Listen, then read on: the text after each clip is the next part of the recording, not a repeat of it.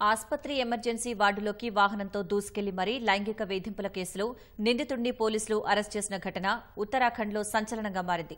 రిషికేశ్లోని ఎయిమ్స్లో ఈ ఘటన జరిగింది. విధుల్లో ఉన్న జూనియర్ వైద్యురాలిని లైంగికంగా వేధించిన కేసులో నర్సింగ్ అధికారిని పోలీసులు అదుపులోకి తీసుకున్నారు.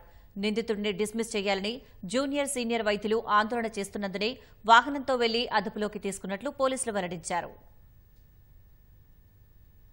ఉత్తరాఖండ్లోని ఎయిమ్స్ రిషికేశ్లో వైద్యాధికారిని పోలీసులు ఆస్పత్రిలోకి వాహనంతో వెళ్లి మరీ అరెస్ట్ చేశారు. ఎయిమ్స్ రిషికేశ్ సర్జరీ యూనిట్లో విధుల్లో ఉన్నప్పుడు నర్సింగ్ ఆఫీసర్ సతీష్ కుమార్ తనను లైంగికంగా వేధించారంటూ 2 రోజుల క్రితం ఒక మహిళా జూనియర్ డాక్టర్ ఆరోపించారు. సతీష్ తనకు అసభ్యకర సందేశాలు పంపినట్లు ఆ మహిళా డాక్టర్ పోలీసులకు ఫిర్యాదు చేశారు.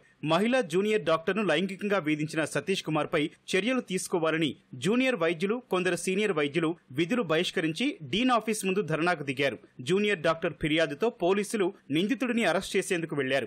ఆ సమయంలో నిందితుడు సతీష్ కుమార్ ను డిస్మిస్ చేయాలంటూ వైద్యులు ఆందోళన చేస్తున్నారు. అది చూసిన పోలీసులు నేరుగా వాహనంతో ఎమర్జెన్సీ వార్డుకు వెళ్లి అక్కడ పనిచేస్తున్న సతీష్ కుమార్ ను అరెస్ట్ చేశారు. ఆ సమయంలో ఎమర్జెన్సీ వార్డులో చాలా మంది రోగులు చికిత్స తీసుకుంటున్నారు. పోలీసు వాహనం వెళ్లేందుకు భద్రతాధికారులు ఎలాంటి అడ్డంకులు లేకుండా చూశారు. నిందితుడిని అదుపులోకి తీసుకుంటున్నప్పుడు ఆందోళన చేసిన వైద్యులు దగ్గరికి రాకుండా పోలీసులు నిలువరించారు. తర్వాత అతడిని పోలీస్ స్టేషన్ కు తీసుకెళ్లారు.